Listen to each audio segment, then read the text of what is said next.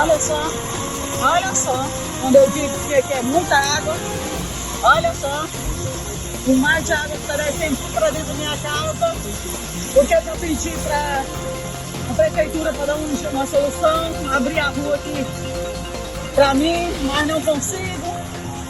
Eles não dão conta de abrir essa rua aqui para essa água sair lá para fora.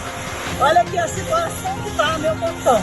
Olha a força da água que está aqui. Olha só a situação que está na minha casa. Eu tô d'água, eu consegui pegar meus bichos lá dentro, senão era morrer tudo.